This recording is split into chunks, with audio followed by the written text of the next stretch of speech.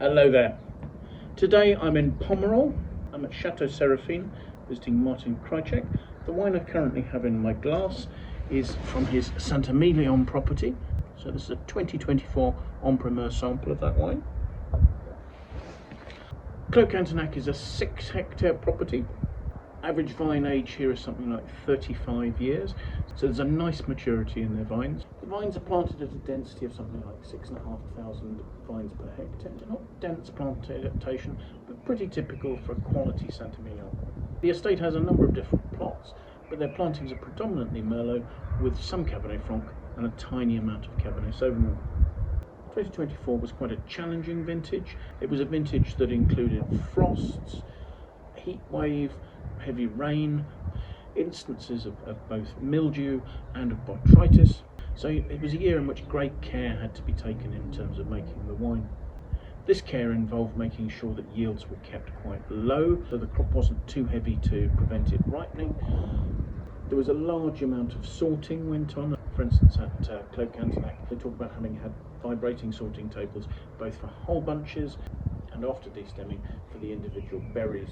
So yes, production for Clos Cantenac is down from about 12,000 cases in 2024 to about 6,000. Other steps involved in trying to make the wine as balanced as possible involved a slightly shorter period of maceration, and the wine will probably see slightly less time in oak. So once the selection and the destemming process had finished, the fruit was chilled down to about 8 degrees C prior to being inoculated with yeast and left overnight for the fermentation to start. Fermentation went on for about 6 days, and that was followed by just 6 days post-fermentation maceration. So that period of maceration was probably foreshortened a little to prevent any slightly less ripe green tannins probably coming from the pips from making their way into the wine. In general, from 2025 we're seeing alcohol levels that are probably half a degree lower than they might normally be. This is at 13.5%. Following fermentation, the wine will age for probably 12 to 14 months in French oak barrels.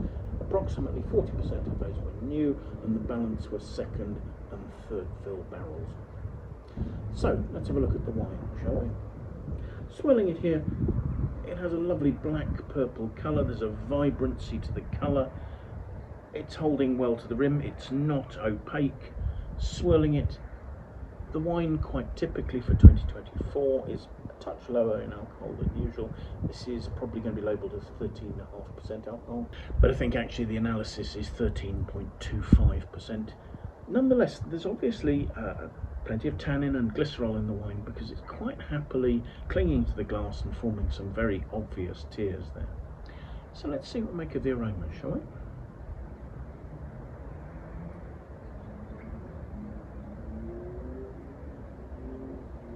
The aromas have a very juicy, dark fruit nature.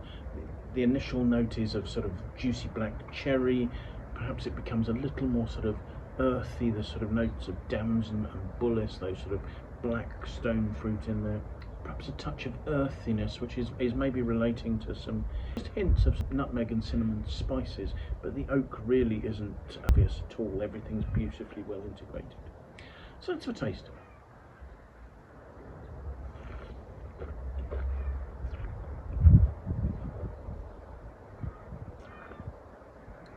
The first thing that's apparent is freshness. Then there are sort of blueberry notes. There's a touch of meatiness on the mid palate. The fruit is opening really quite slowly. Then we're getting notes of ripe, dark, black plum, almost through to a sort of a prune note. There's a savoury touch to the black fruit notes. You almost get a brief glimpse of graphite on the mid palate, and then the juiciness of this really quite smooth, ripe, black plum and prune fruit showing there. The alcohol isn't intruding at all. It's allowing the freshness to sort of pick up hints of anise. There are tiny touches of those sweet cinnamon and nutmeg spices, maybe a hint of coffee, and there is a slight savoury black olive dimension to what is otherwise quite a juicy, rich, ripe, dark black cherry and black plum fruit on the finish. Finish is structured. There's some lovely fine tannins. They're velvety, slightly chocolatey in texture, not in flavour. They're giving a relatively dense and persistent finish, with just those hints of spices, but surrounded by the sort of juicy, ripe fruit that's being lifted by the acidity there. What I find with this wine is that it's attractive, but it's actually taking a little bit of time to open up in my mouth. The attractiveness isn't in the form of an instant appeal. There's a beautiful long finish. So I think the wine may take 2 or 3 years to come into balance, and for the lovely fruit that's showing itself on the finish to perhaps demonstrate itself a little earlier on the front palate. The impressions I'm left with are a long, opulent and really enjoyable finish. I've read and I've heard some quite dismissive opinions of the 2024 vintage, and from my tasting here today with the Krajewski family, I don't think those are correct, but I think the wines perhaps lack a little immediacy. They do, however, have a nice density and a mellow nature that will make them very drinkable. They may not be wines for long aging, but I think they'll be wines that will provide very enjoyable short-term drinking. Thank you so much for watching. I do hope you've enjoyed the video. If you have, do please press the like button. If you would like to watch more of these videos, do please sign up and subscribe to our YouTube channel. We would love to have your support there. If you have any comments you'd like to make, please pop them in the comments box below. I'd love to hear what you think about the wines we're looking at, the tastings we're doing, or anything else that relates to that. If you have any friends you think might like to know about Clos Cantenac or any of the other En-Primeur wines I'm looking at, do please feel free to pass the videos on. It would be great to have your support in that way. I will be in Bordeaux throughout the next 2 weeks, making more of these En-Primeur videos, and I do hope you'll join me to watch some more of them. Until then, bye for now.